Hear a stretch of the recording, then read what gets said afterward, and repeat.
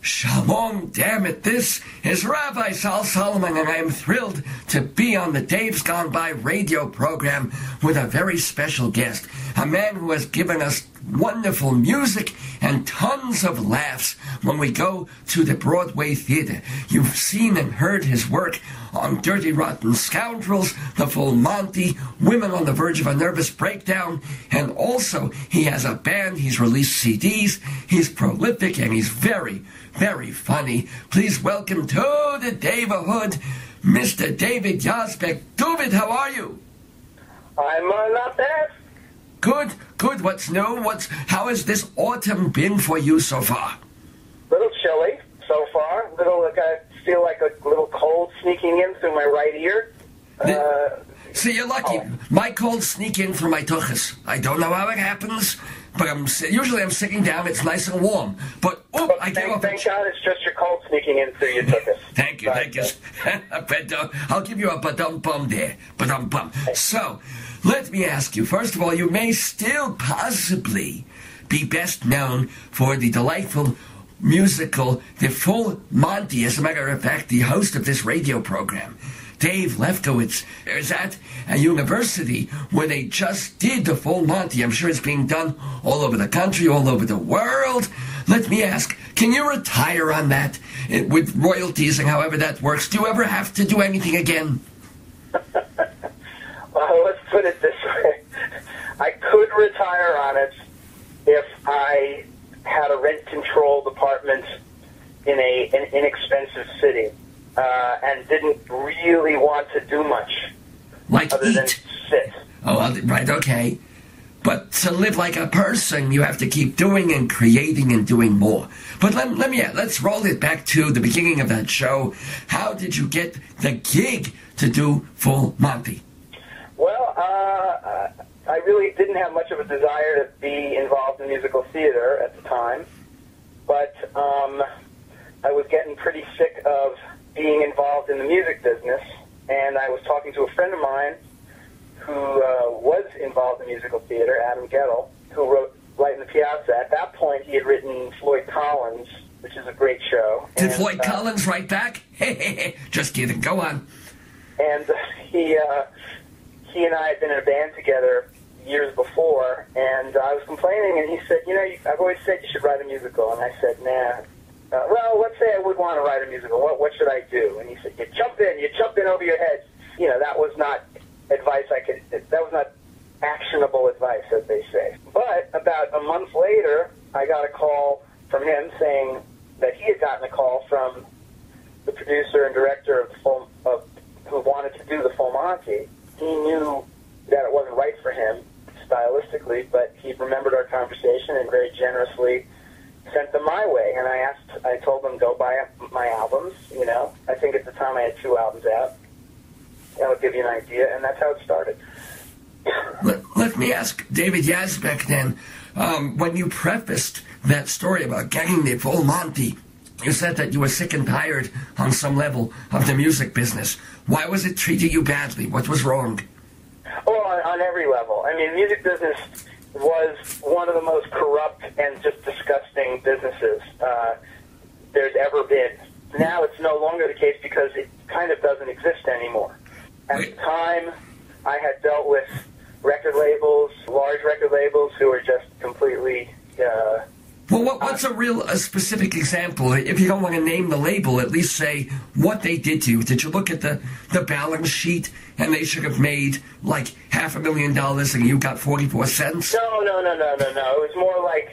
It was more like promises not being kept. The lawyer who was suggested to me to help me with my first major label deal got me into a situation, and I was young and I didn't know what I was doing. But that's why you hire a lawyer.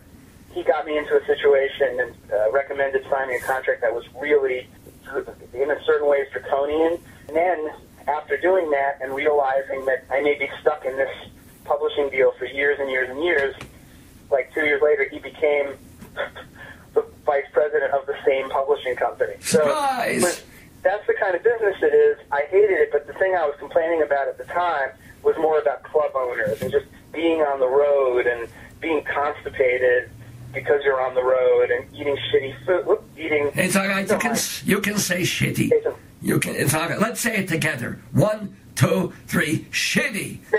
Eating fucking shitty food and just being sick of the whole grind. Not that I was doing it as much as some people, but even just doing it occasionally was annoying. And that was it. That was it for me with that part of the music business. Now that you have your Broadway credentials, you're still doing music, but you do it your way. You don't have to deal with all the crap or the shit, as you say. Yeah. I mean, it's doing it my way, but it's not really my way. I mean, if I'm writing a musical, I'm servicing the musical. I'm serving the characters. I'm serving the story, and that's great. When I write songs for myself, from my band, then I'm just expressing myself from the bottom up without really worrying about, one of the reasons why I've never made money as a recording artist is I don't know how to, nor am I interested in figuring out what people want. I just know what I want to make. So I make what I want to make and then put it out there. Fortunately, I've got this other kind of day job where I make what the characters want me to make or what my collaborators and I decide to do. It's not as satisfying, but it's pretty damn satisfying.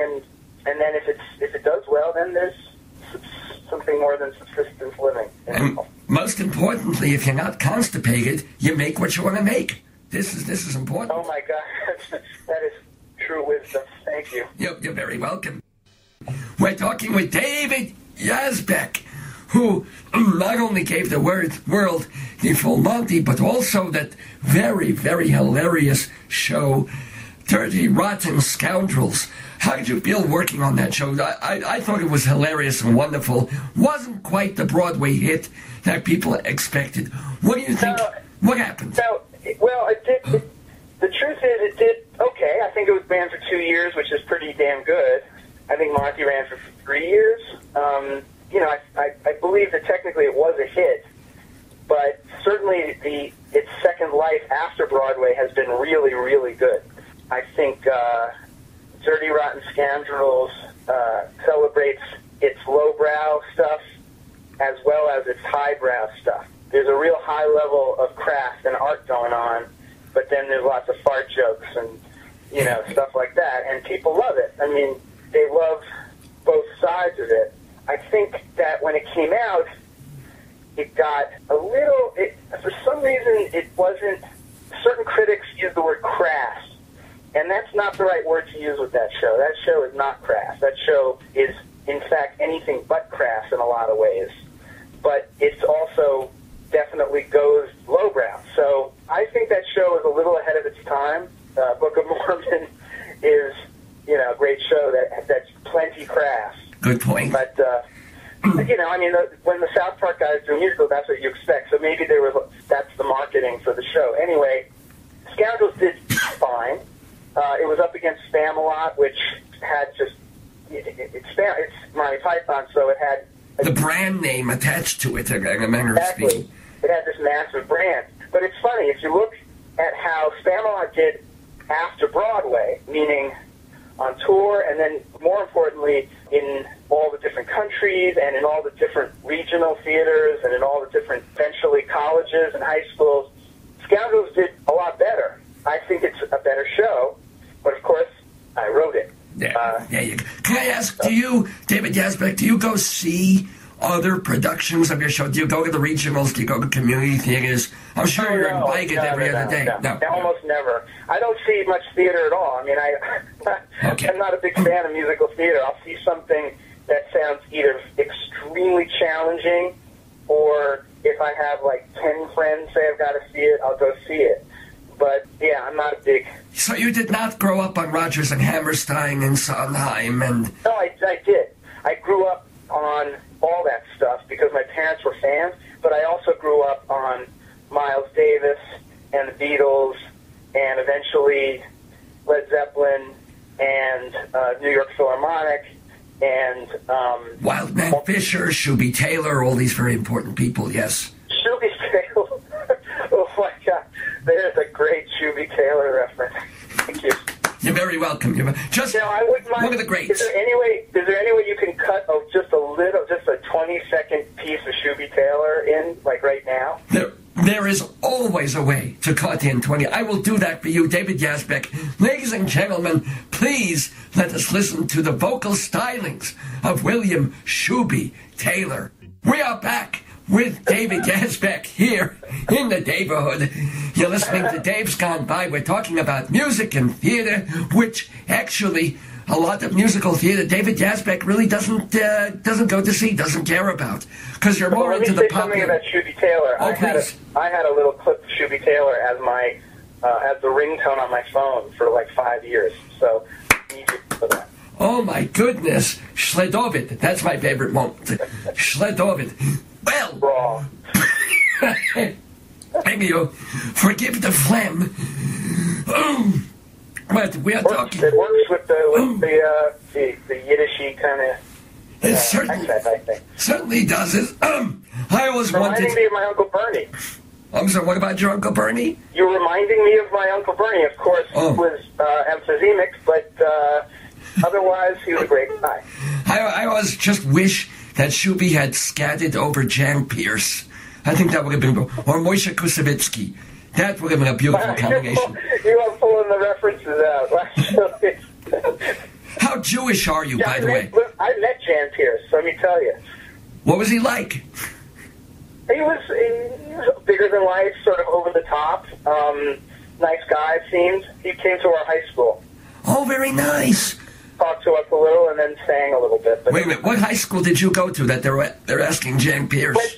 I went to a school called Riverdale, which, sounds like the Archie school, but it was in Riverdale, New York, and we had a teacher. I took an opera class, and she was very resourceful, and she had Jan Pierce come.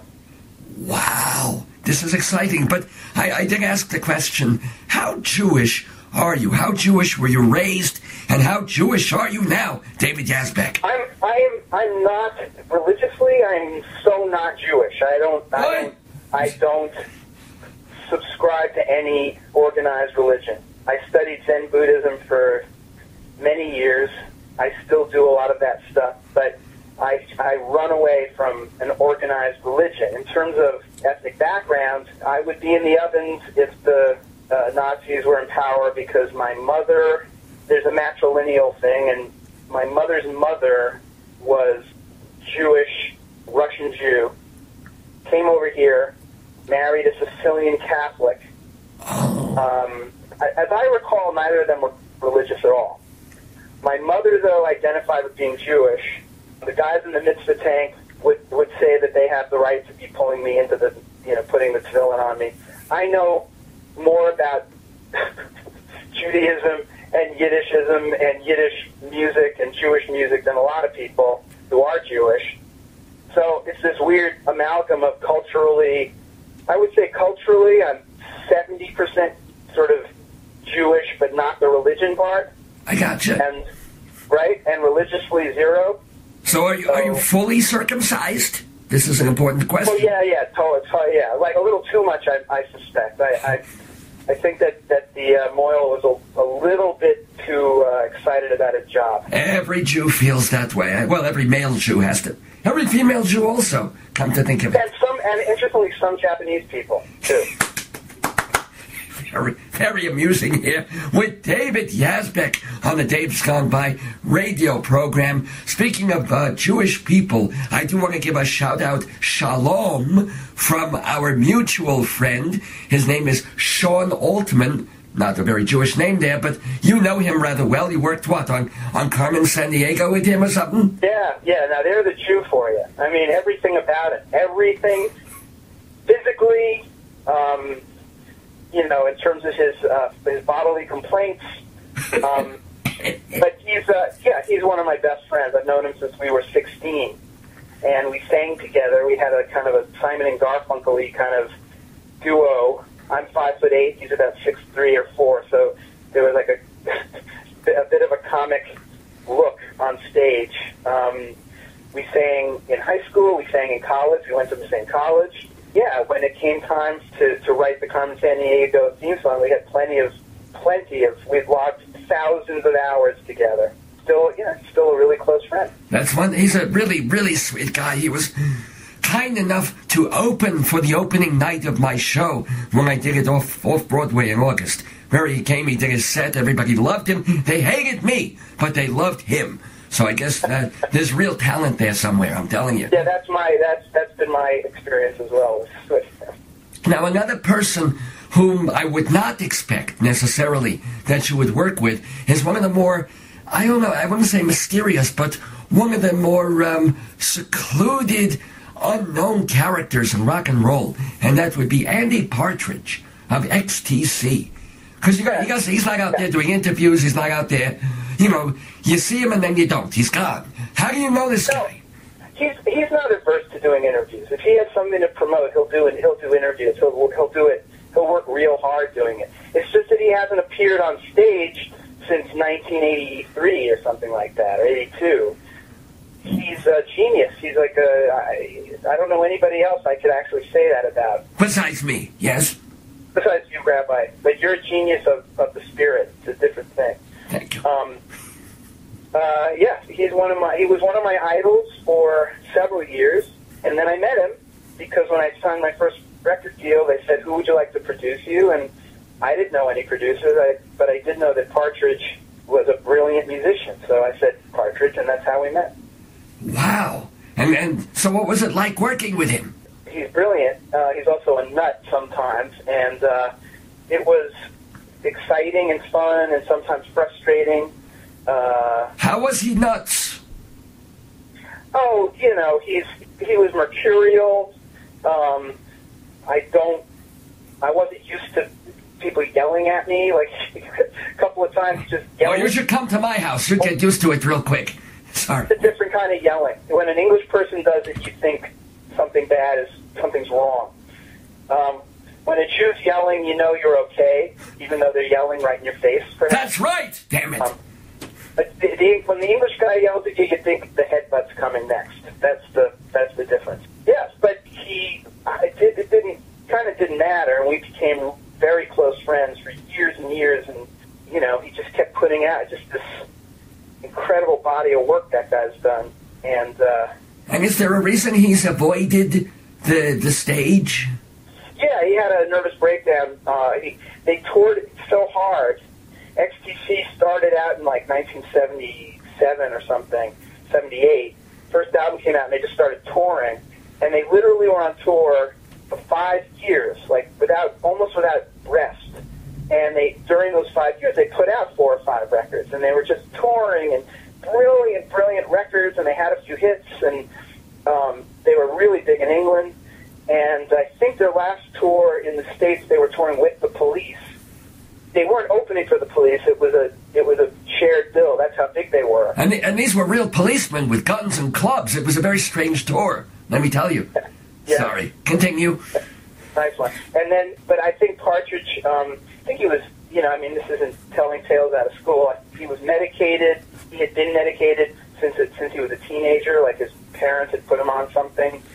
Well, not just his parents, doctors too. I think he decided to go off of it, and it was just this combination of fatigue, too much pressure, and then just this sort of feeling of like, what the hell am I doing? And he literally had a televised kind of breakdown where he just sort of lets his guitar drop to the stage and runs off stage in Germany. And that was it. That was it. No more stage appearance. God knows I've asked him to perform. Right. He might have done a Letterman show. It wasn't him singing, though. It was one of Colin's songs, one of the other guy's songs. But that was it. That sounds... Now, if you had stayed in the music business the way you were, do you think that would have happened to you? I think if I had stayed in the music business, if I had been what I thought I wanted to be at the time, I would look older than I look. I probably would have even less energy than I have. I'm thinking about friends of mine who did that stuff. Oh, like who? Who are some of your... Let's do some name dropping. Who are your friends? No. That I'm not going to do because I just said something negative about. Oh, okay. About them. But let me put it this way: I knew guys And I was coming up at the same time as some guys who, you know, like Dave Matthews, I think has done, that's sort of like the ultimate, like, great, but, or Ben Folds, you know, like he was doing what I should have been doing, which is touring constantly and carrying his own piano and, you know. That's very difficult. Well, he had two other guys to help him, and it's still very difficult. Oh, okay. But when I look back at it, I think, oh, God, it's so good I didn't do that. I mean, I don't think I would have had a nervous breakdown, but I opened for Ben after he had started getting bigger in D.C. He and both guys in his band were so wrung out and exhausted, and I thought, oh, that doesn't suit me at all. I can't function when I'm like that. You know, I'm not as strong as he was. You took the right path for you, and it's worked. Let me say this, Rabbi. The other interesting thing about this is a lot of guys, a lot of people, great songwriters. I was just talking to Adam Schlesinger from Fountains of Wayne. I saw him a couple nights ago. Like a lot of guys who really excellent rock, pop songwriters who toured and toured and toured, and all they want to do is write shows, write musicals, because it's your chance to write songs, to make some money, and not to have to tour it. Other people will do that for you. It's a good point, and also that Broadway has gone through a sea change in the last 20 years of the kind of musical styles that are incorporated into what we consider Broadway music. So, you know, people like Cyndi Lauper can say, my music will now fit onto Broadway, where it never could back in the 1980s, let's say. It's kind of an interesting paradigm shift, if you'll excuse the expression. Nah, well... You won't excuse the expression. Now, let me ask, you have experienced, I hate to use this word, Hey, but... Rabbi, can I ask you a question? I'm sorry. Please do.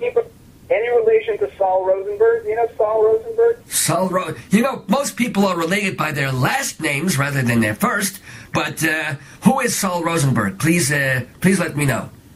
He's a guy that Jerky Boys really admired, and oh my God, the Jerky Boys! Whatever happened to them? I don't know, but Saul Rosenberg was the guy who drove the motorcycle into the crowd and called the lawyer. I don't know what happened to the Jerky Boys, but I was a big fan when they were. I mean, also that was one of their characters who would call up and do the pranks. I'm sorry. Okay, I'm remembering this now. My goodness, you're having flashbacks from 25 years ago already. Good Lord. I have a very similar delivery to Saul Rosenberg. That's why Oh, well, actually, when I don't have a cold, my delivery is much closer to Jack Parr. Go figure. But you were avoiding the question, and I don't blame you. I was going to ask about and you'll forgive this four-letter word, the flop of Women on the Verge of a Nervous Breakdown. Why do you think that just did not click with audiences? Oh, the flop. Oh, I think it's the flock. No, if people had flocked to it, it wouldn't have been a flop.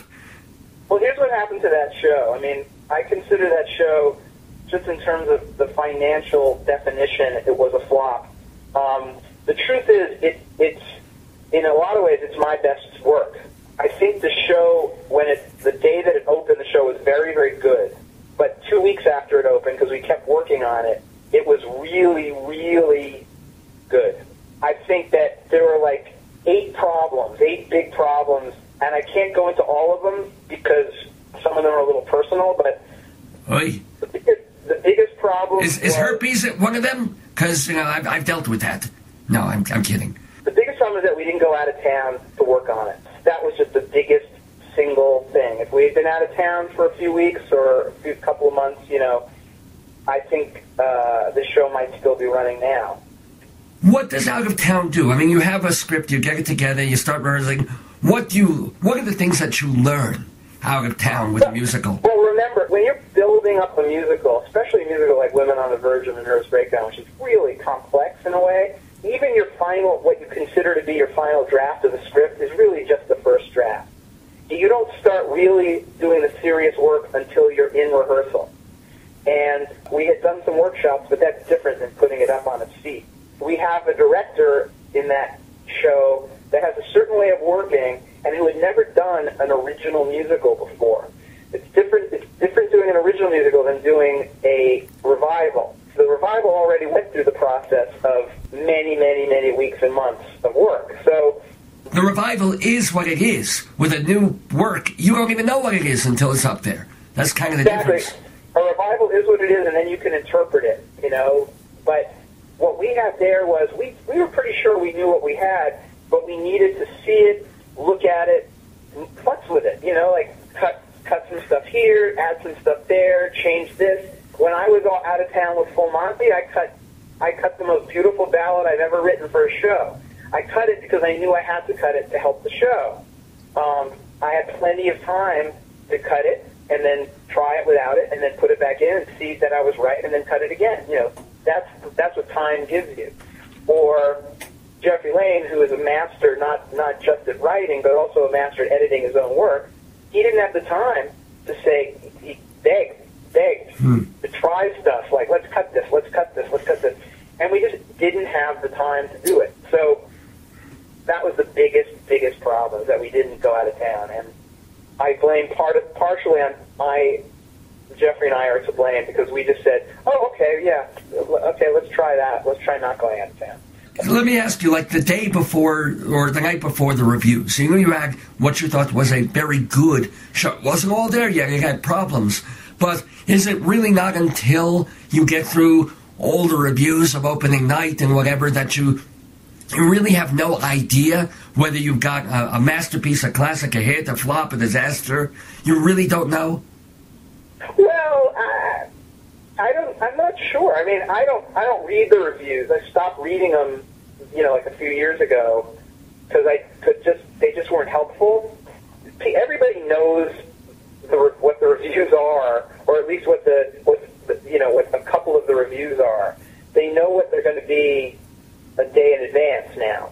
So I can tell, even if I tell everyone, shut up, don't tell me anything, I can tell what it's going to be. You know, like, if we didn't get good reviews, I can tell. And it's interesting, because Dirty Rotten Scoundrels got mixed reviews. I knew the reviews before the opening night, most importantly the New York Times one.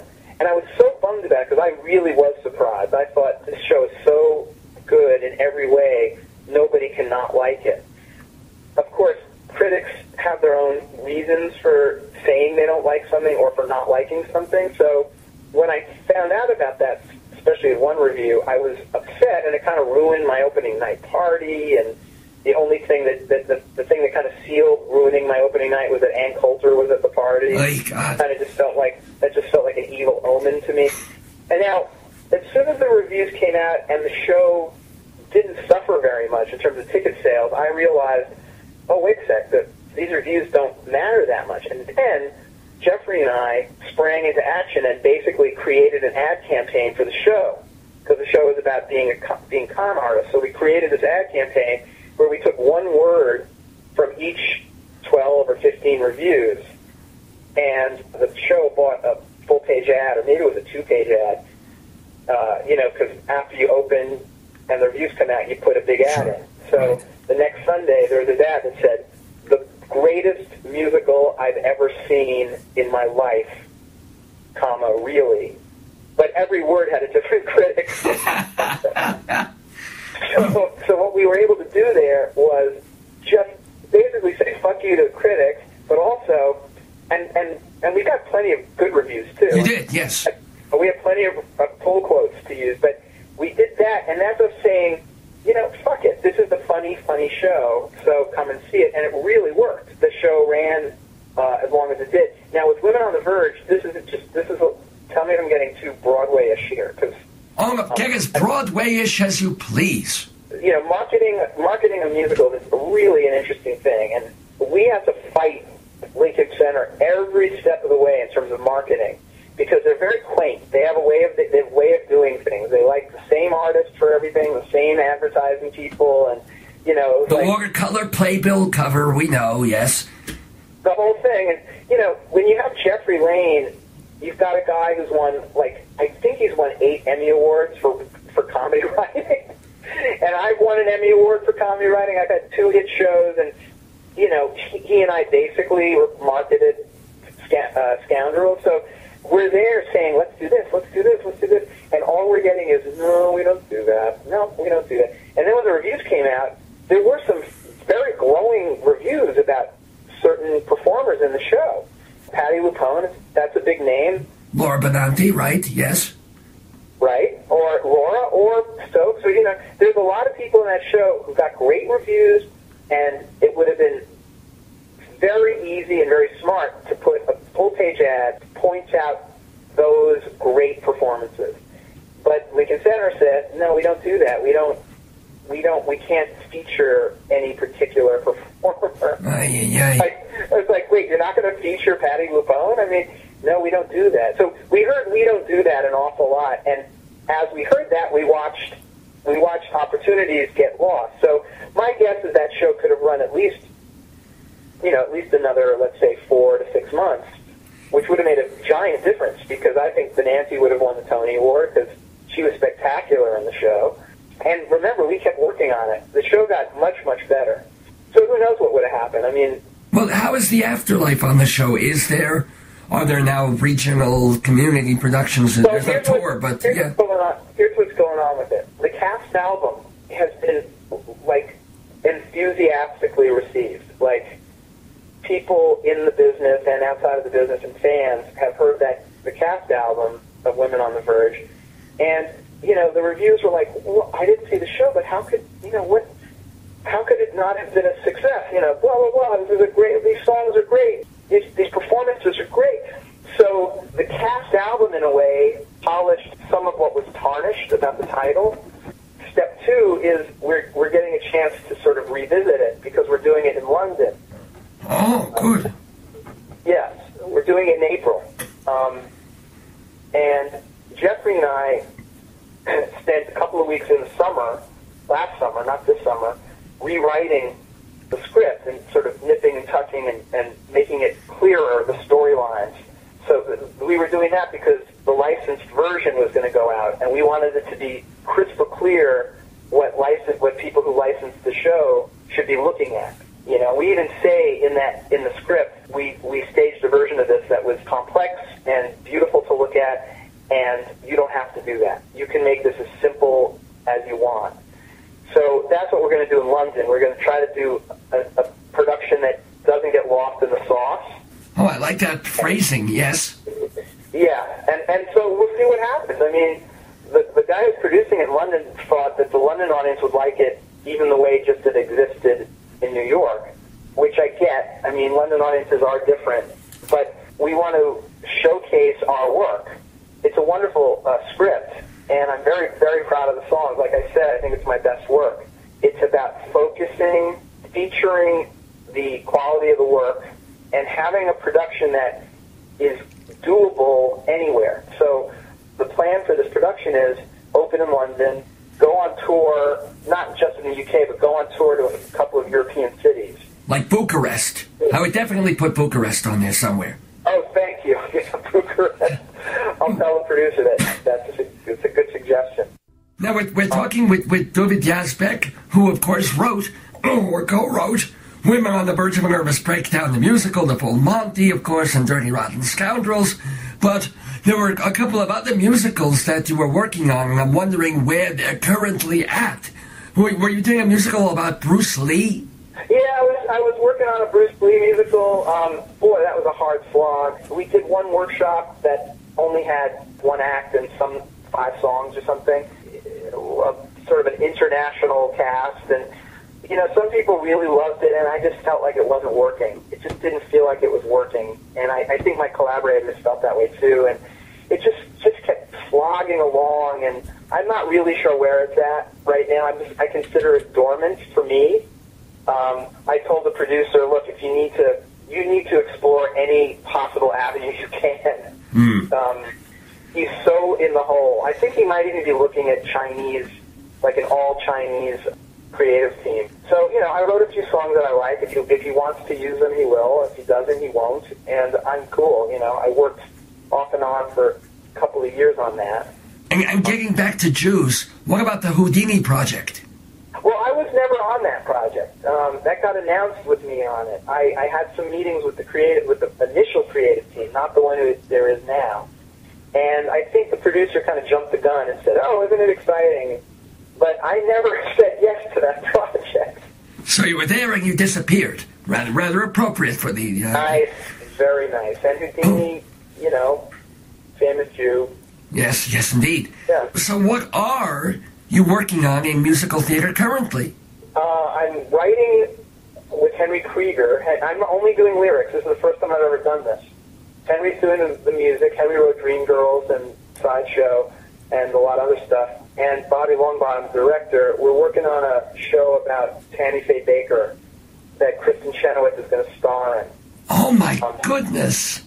Yeah, it's going to be cool. We've done some really good stuff. We are currently without a book writer. We need to find the exact right book writer for that. Dave Lefkowitz is available. I'll throw his name in the ring. Who is it? Say it again. Dave Lefkowitz. I know him very well. Brilliant book writer. Very, very genius librettist. Just putting his name out there. Okay, understood. Let me write that down. Him and the late Saul Bellow would be perfect for you. As a team? Yes, he goes to Saul Bellow for inspiration. I'm considering, I get offered stuff constantly. There's two things I'm considering. One is that is just a weird little thing based on a movie that came out 10 years ago that was a flop, but then became a real cult favorite, called Wet Hot American Summer. Was that with Janine Garofalo and people like that? Yeah, and I'm friends with a lot of those guys, like with David Wayne, who directed it and wrote it, and I've known those guys for some time, and just because I love David Wayne so much, the idea of doing the music for it and the lyrics is tempting. The only reason I'm mentioning this, even though they haven't started doing it yet, is because they own all the rights, so I'm not afraid of anyone stealing the idea. If they get a different composer, that's fine. It's a really funny movie. It's really fun. What I haven't decided is whether I can do it schedule-wise. And there's another much, much bigger, famous title that I'm considering that I can't mention. Saw 3. Is that correct?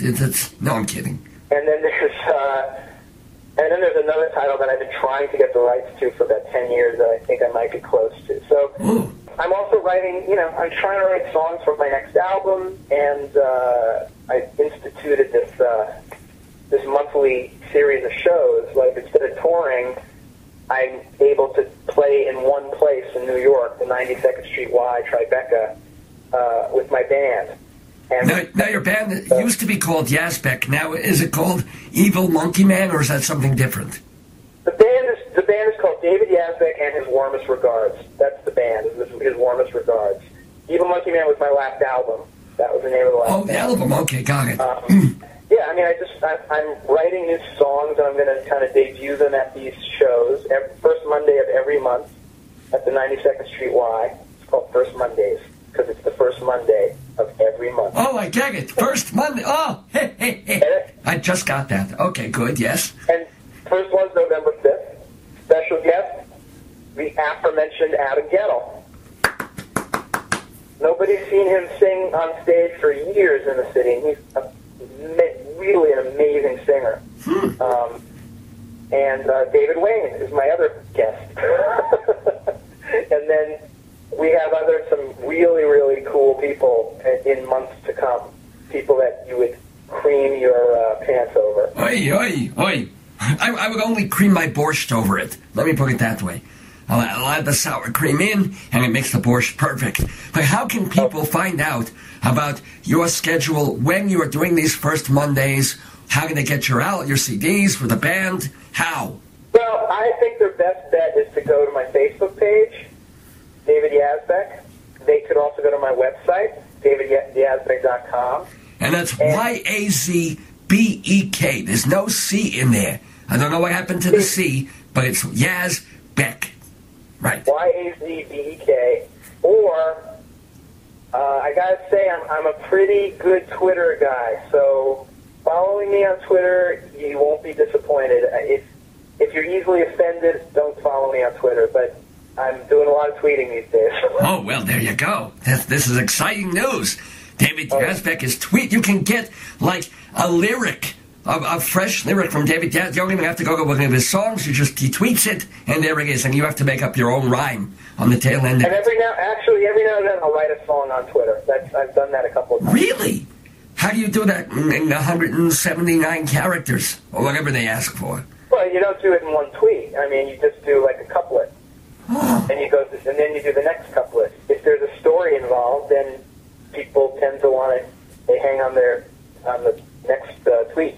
Let me ask you, since you also brought up your friend Adam Gettel, I guess we only really know him from 2 shows, but we identify him with a certain kind of music, and you with a certain kind of show music. Would it be out of your wheelhouse if someone came up to you and asked you to do a dark, frank, wild, horny sort of... there was a verb there. A wild horn sort of show like Rebecca or a gothic musical, or do you sort of have to stay in that musical, comedy, light pop vein? No. I mean, I'll do anything that pays. No, what? Yeah, I mean, I feel like, I've had some ideas for sort of, even for some over-the-top stuff. I was trying to, I was thinking, like, Nightmare on Elm Street as a musical. Like, I definitely think I could do something like that, a big, over-the-top thing, and I think I could do it very well. I think the thing that I have, that Adam Gettel has, that some other people have, but that my favorite songwriters have. Is it also herpes again? No, I'm kidding. What? Is anal warts. No. Oh, yes. Is a gift for melody and for the hook. So even if you're Adam and exploring places musically that go unexpected places, that maybe work in a longer form, there's something about his stuff that you just hook into. Whether I'm writing a floor-banging blues thing for my band, or a Noel Cowardly kind of thing for Dirty Rotten Scoundrels, or something with a Spanish lilt to it, whatever it is, I think that I can't let it go unless it feels melodically special or hooky. Yeah, I mean, you wouldn't have Alban Berg doing Animal House. It would not work. Well, actually, that's not a bad idea. That's where that might be the one, that might be an example where it actually is perfect. But he tried, he only got past the first act. Well, I mean, Kurt Weill tried to be Verge and realized, wait a second, melody is this weird, it's like melody is part of nature, somehow it's even genetic, and that's what I want to do. I want to write songs that are entities, and some people can do it and some people can't. You know what? I like songs that are entomins. They're tasty, they're sweet, they're delicious, and then they go down in 3 or 4 bites. Those are my favorite kinds of... You don't even know what... You know what entomins are. You're from New York. Now, I have one more question, and it's been so wonderful talking to the delightful David. Yes, David, did we lose you? Are you still there? I'm here, but let me ask you this. Does your question have something to do with my first Monday of every month, 92nd Street Y Tribeca in New York City gig that I'm doing? Amazingly enough, no. But thank you for reminding us about that, and also about your website, davidyazbek.com, or finding David Yazbek on Facebook, or also getting his Twitter. What is the Twitter tweet? What's your handle on that? Oh, what is my handle? Let me see. It's @something. Like at 70% Jew, something along those lines. I'm guessing it's David Yazbek. That would make Yazbek. I'm looking at it right now. That would make perfect sense to have that. But no, my question had nothing to do with all those things that you were very careful to remind us about. No, I just have to ask what it was like. You mentioned before that you have won Emmy Awards for comedy writing. People might not know that you used to write for the David Letterman program. So did a long time ago, yeah. What on earth was that like? Did you have to procure him, sexy interns, or what did you do? I wrote jokes and sketches and bits. First, it was kind of exciting, but really, if you needed to compare it to a gig, it's like probably similar to wearing a a respirator and bringing crops with noxious gas all day in the heat. That's probably what I would compare it to. Oh boy! But seriously, non-seriously. Was it because it was high pressure, or you would write 10 jokes and they would use maybe one? I mean, what was awful about it? Yeah, I mean, you know that going in. You know that you're going in and and the attrition rate for your jokes is gonna be giant. You also know that your best jokes are gonna get cut almost definitely. Usually, that's a matter of opinion. But mostly for me, it was going to an office, and then even though it was 30 Rock, a really great building, and then going into this little office, and then there's the typewriter. At the time, they were Selectrics. This was pre. Wow. And then, there's some nice people, but there's a lot of, comedy writers are not the greatest people in the world to hang with. Somehow I know this, yes. Some of them are. And then you've got Letterman, and he was, at the time, he probably still is, he's just kind of not a great boss, weirdly paranoid, it seemed, and not engaged with other people, and the whole thing was just depressing to me, kind of, and it's very hard to be funny when you're depressed. But what I am finding is with Twitter, because I just started doing it 4 months ago, and it was I'm going to do it because they told me to do it. They said it would help promote stuff. But then what I find is whatever that proclivity for gags was that I had that made me get hired as a writer, I still got it. It's just this weird thing. But with Twitter, you're not making any money doing it, but you just do it when you want. So there's always something going on with wordplay or just jokes or gags. Well, let me ask you two questions then to sort of compare and contrast. What was the favorite joke that you, or one-liner or whatever, or bit, that you ever wrote for Letterman, whether it got on the air or not? And then what is your favorite recent tweet? Oh, that's a really good question. Thank you. I think, my partner and I, we contributed to the Fun with Velcro show, and that was great. I came up with Larry Bud Melman meeting people at the Port Authority bus station. Wait a minute. You thought of that? That was you? Yeah. I didn't think of Larry Bud Melman, but I used him to greet people at Port Authority and hand them hot towels and give them advice about New York City. That was the single most defining moment of the early Letterman period. That moment when Larry Bud Melman was holding the microphone in the wrong direction. That right. Was explosive for college people. We were talking for months. I didn't write that. He came up with that himself accidentally. Well, no, that's what made it beautiful. But the idea of sending that man out there at the Port Authority with towels, it was the most beautiful thing. Thank you for inventing that. Oh, my God. Wow. You're welcome. I think the most defining Letterman bit at early years was running things over with a steamroller, which was not my idea at all, but it was great. That's what got me excited about wanting to write for that show. But my favorite thing at Letterman that I pitched that Letterman would never do was this idea called the Big Red Wig. And it was just this idea that for an entire month you'd be billboarding coming up at the end of the month, the Big Red Wig. And then after 3 or 4 weeks of that, you would have just the day would come, and the audience would be sitting there, and you'd have the special theme song, and 5 or 6 armed security men would come out with a display case, a locked display case, with just a big red clown wig in it. And someone in the audience would get a chance to wear it and sit for the entire show in the big red wig. And that was it. I just thought that was the funniest thing I'd ever thought of. And I can see why you were fired from Letterman. No, I'm kidding. And probably wisely, it got turned down over and over again. Now, the head writer loved it too. And the head writer kept pitching it to him. Until finally one day, the head writer said, after a whole pitch for other stuff, said to Dave, okay, now about the Big Red Wig. Wait, I'm losing you. I'm losing your voice on the telephone there. Oh, I'm sorry. Okay, much better. No, it's funny. was the thing on the old Ernie Kovacs show. I don't know if you know this, but the host of this program, his father used to say that he used to watch the Ernie Kovacs show.